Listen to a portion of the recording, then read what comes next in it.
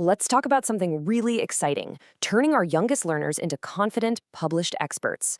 Today, we're going to dive into a step-by-step model for teaching your K-2 students exactly how to explain their ideas with clarity and real authority, all anchored in standard K-2.T.T.2. You know, it really all boils down to this one question. This is about so much more than just checking off a box for a writing standard.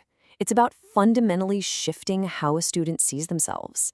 It's about empowering them to realize that all the incredible stuff they already know is totally worth sharing. And that, well, that's where the magic is. And here's the best part. You don't have to reinvent the wheel. You don't need some fancy new curriculum. Everything, and I mean everything, you need for a killer lesson is right here in these two documents. Think of the strategy card as your playbook. It tells you how to teach it. And the evidence document, that's your rubric. It shows you exactly what mastery looks like. So here's our game plan. First, we'll unpack the standard. Then, we'll use the evidence document to really nail down our target. After that, we'll walk through a full lesson model.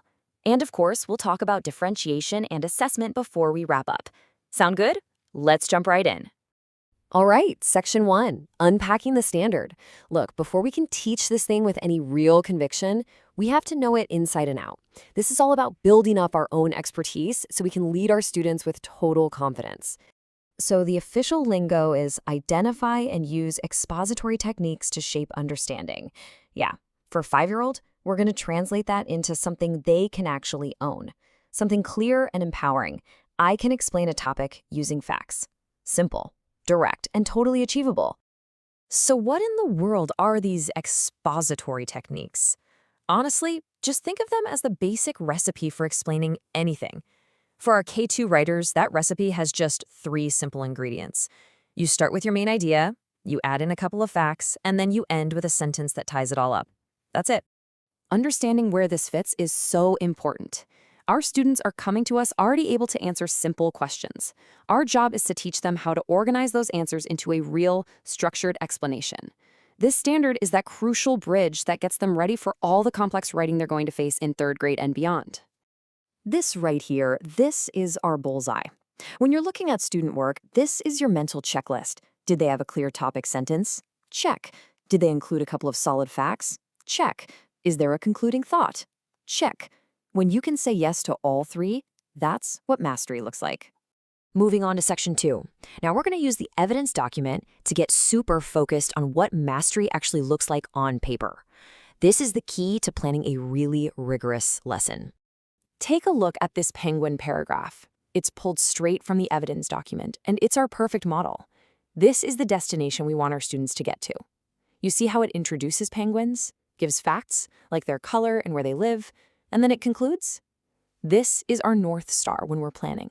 Now, let's talk about one of the biggest hurdles we're going to face, that classic fact versus opinion confusion. A fact, like penguins have black and white feathers, is something you can prove. An opinion, like penguins are the best, is a feeling. And we have to teach this distinction directly, explicitly. And here's why this is so tricky for them. For a little kid, their feelings are their truth. I love penguins feels way more real to them than penguins live in cold places. So our job isn't to say their feelings are wrong, but to help them understand that this type of writing, expository writing, uses a different kind of truth, one that everyone can see and agree on.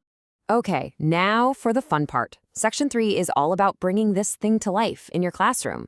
We are going to walk through the I do, we do, you do routine, and I'll show you exactly what to say and what to do. The strategy card gives us this brilliant 4-step routine called Teach It to Me. This is basically the engine of our entire lesson. It's so smart because it's designed to move students from just watching us to working with us, and finally to becoming independent experts themselves. So we always start with the I do, modeling our thinking out loud. It might sound something like this. Okay, everyone, watch me. My topic is frogs. First, I need a sentence to tell my reader what my topic is. All right, frogs are interesting animals.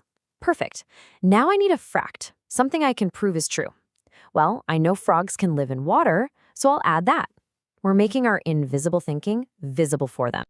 Next, we shift right into the we do to bring them into the process. This is where we can do a quick check for understanding. All right, your turn to help me out. I need one more fact about frogs. I want you to turn to your shoulder partner and whisper one fact you know about frogs. Ready? Go. This little move gets every single kid in the room thinking and talking.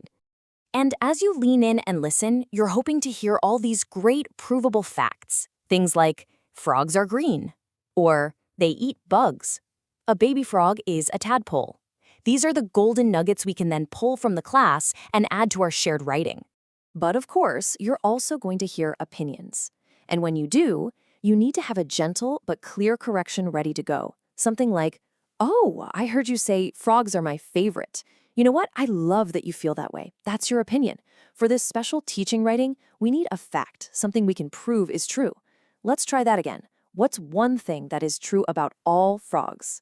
We validate their idea first, then we redirect. It works like a charm.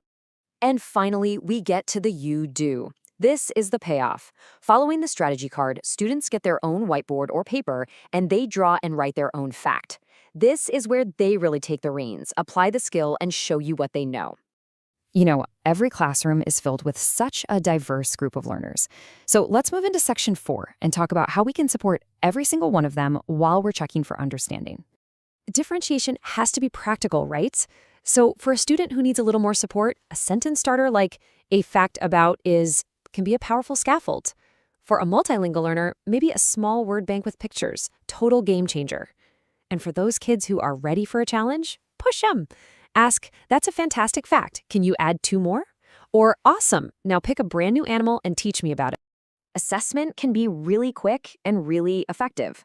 That you do activity we just talked about, that's your exit ticket. As students finish up, you're just running through a quick mental checklist. Did they name a topic? Did they give a fact that's provable?